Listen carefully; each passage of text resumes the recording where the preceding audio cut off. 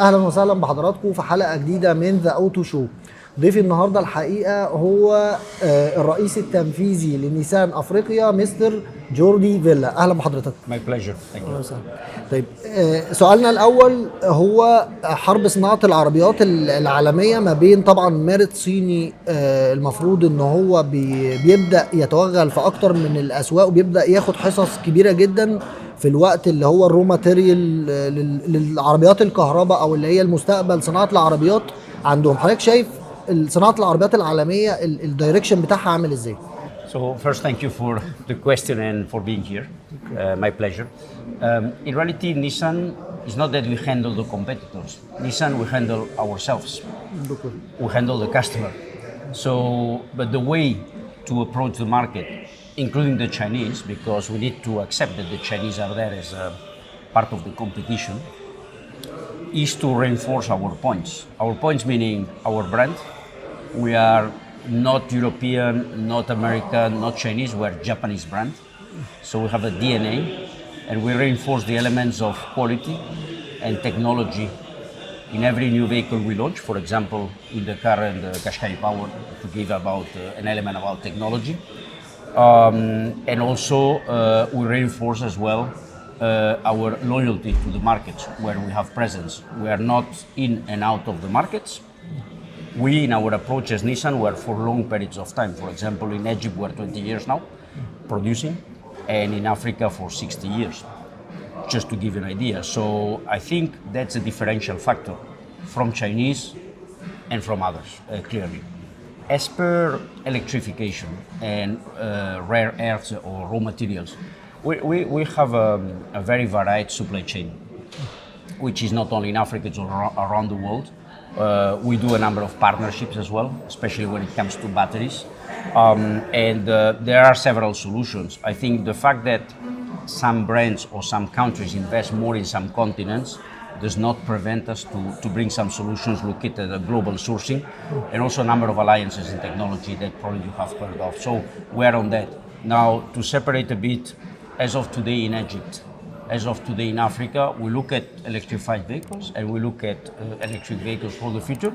Still, the majority of sales today are on combustion engine and vehicles. However, I see especially, for example, e-power or electrified versions growing because customers look something in between the traditional combustion engine and full electric. So some solution must be given for a period, not only in Africa, also in other regions of the world. So we are prepared for that and we look at ourselves and our own strength points. طيب الفرص اللي حضرتك شايفها متاحة للسوق لأفريقيا ككل والسوق المصري تحديدا من الصراع العالمي اللي بيحصل. Opportunities many. First, the overall market in Africa, we see a big potential of growth. If you analyze motorization levels, we are below the 50 vehicles per 1,000 inhabitants. Average of the world is much higher. Average of the target you want is probably above 500. So the growth capacity is five times the industry, the TIV. I don't think it goes 5 times higher overnight, but it can double past 2030. Also thanks to some free trade agreements, African continent free trade agreement, and also some agreements that done between some different markets of Africa. Then I come to Egypt. Egypt is in a good situation. Egypt is in Africa, Egypt is in Mashrek, Egypt is in the hub or hinge in between two continents. So it's in a very good position for us, and that's why we keep investing in Egypt. Egypt benefits from all the elements I told you. The potential of Egypt for me, for us, in the market compared to today is quite fast to go double.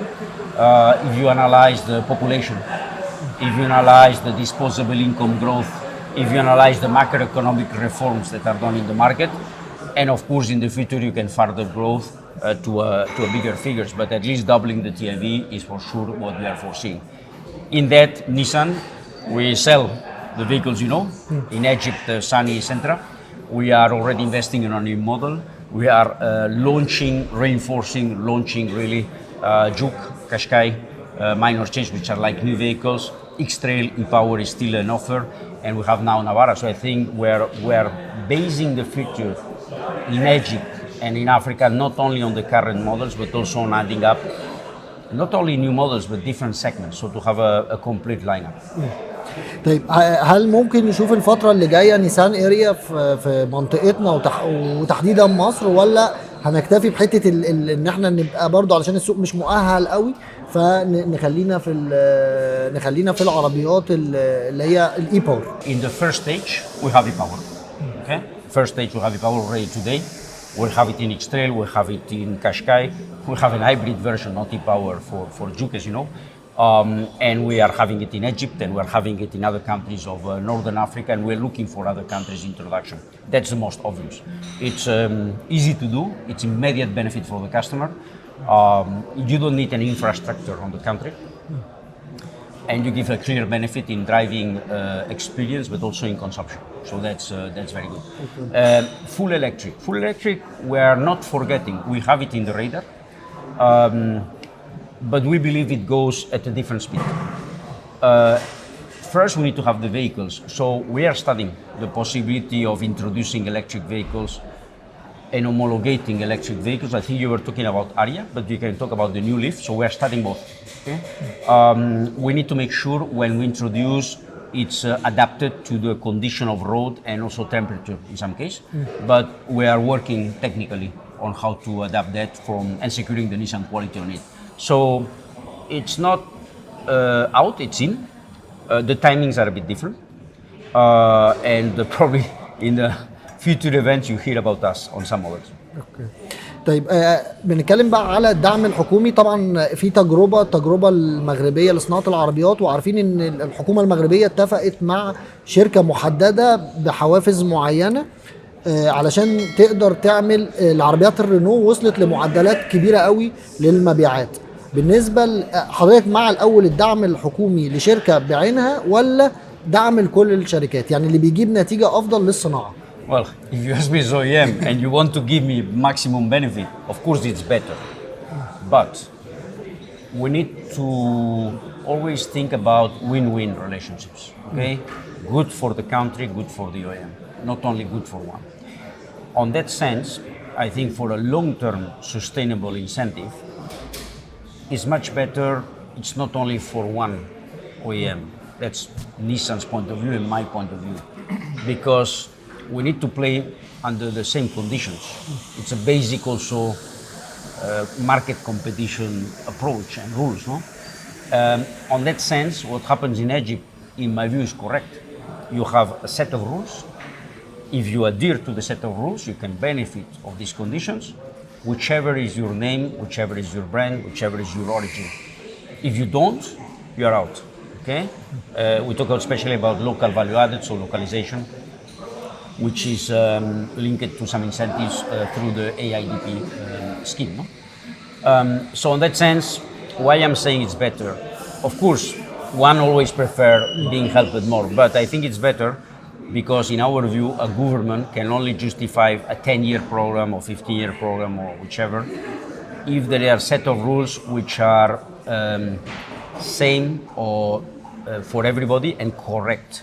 And may I say transparent as well. If you start doing ad hoc agreements with each OEM, you don't know anymore by which rules you can be set in the future. And allow me to say, it can distort the competition. It's not my call, but some other entities would protest if you distort the competition.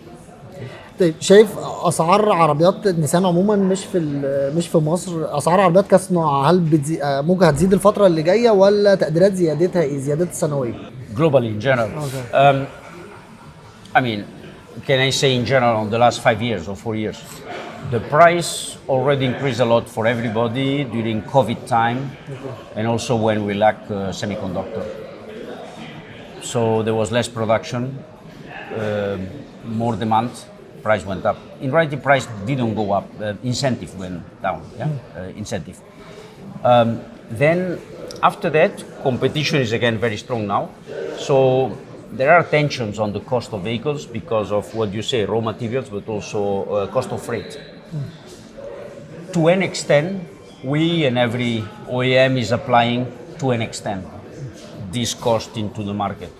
But it depends. The answer, it depends. When you are market leader, you can manage better the situation. When you are following in a country, in general, in a segment, you need to follow the leader. So you adapt the situation per each.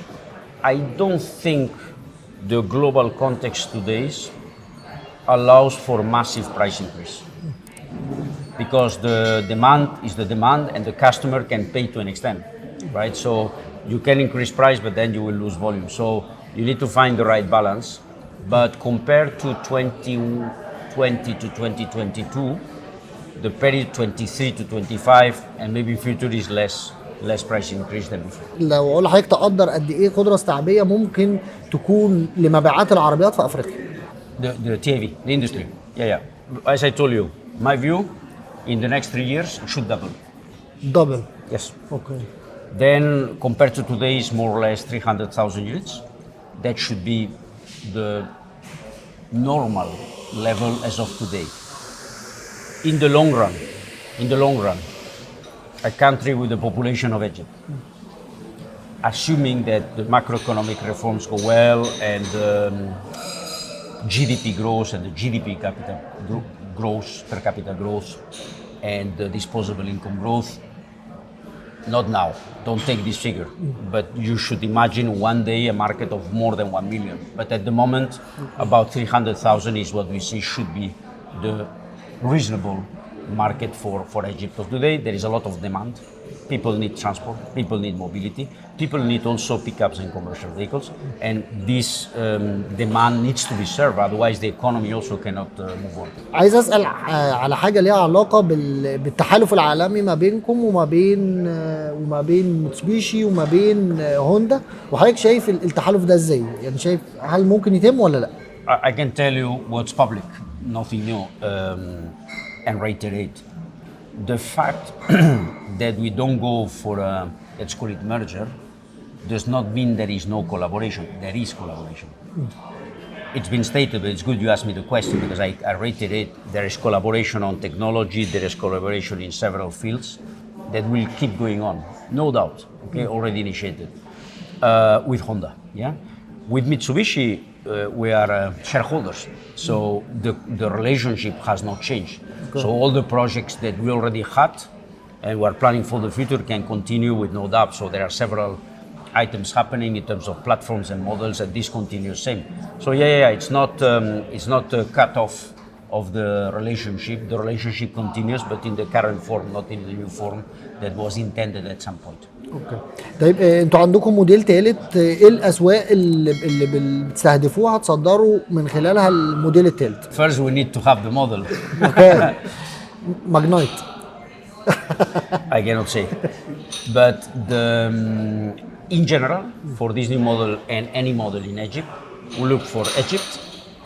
We look for not only Maghreb, also Maghreb Mashrek area, so North Africa. We look for all Africa, so also sub-Saharan Africa in general, okay? Especially left-hand drive, which is the one, and can be as well Middle East. So these are the natural markets that any model we will produce. Now, I'm talking in general, not about this model, but you can deduct what is the consequence. طيب سؤال اخير بالنسبه طبعا حضرتك كنت في السوق الاوروبا او كنت ماسك الريجن اوروبا، الفرق ما بين في الحكومات والدعم والحوافز ما بين اوروبا وما بين افريقيا؟ Yeah, that's a good point. There's difference. There is not really a system to subsidize the localization in Europe, because there's already a very strong local supply chain. So the subsidies do not come in this direction at all. That's more a net on Africa. It happens in South Africa, it happens in Egypt, it happens maybe in some other countries, because it's more on the necessity of the industry in Africa. So in Europe, it's more on what you mentioned, like Morocco. Sometimes there are agreements ad hoc, but not on the production, it's more on some investments, some localization of research and development, so let's say engineering, maybe new technologies like electrification, so it goes ad hoc for the investment. And then this is on the production. Then on the sales, every support incentive that's been given is not being given to the OEMs, to the manufacturers, it's being given to the customer. Especially for the adoption of full electric vehicles, different shapes and forms, direct cash or sometimes indirect benefits, fiscal benefits, like in Netherlands or in other countries, less benefit in kind. So, but this is a benefit to the consumer, not to the OEM. That helps, of course, to adopt. Normally, it's to adopt new technologies, essentially electric vehicle and plug-in hybrid. That's how it goes. So the structure is different. The end goal is the same, but the structure is different. Shukran. Thank you very much. And my pleasure to be in Egypt always. Thank you for coming for this beautiful event, I hope, in this beautiful place. And hope to see you very often and many times. Thank you very much. Shukran. Thank you. Thank you. بشكركم شكرا جزيلا، وان شاء الله استنونا في حلقه جديده الاسبوع اللي جاي من اوتو شو. شكرا جزيلا. Thank you very much. Thank you. Thank you.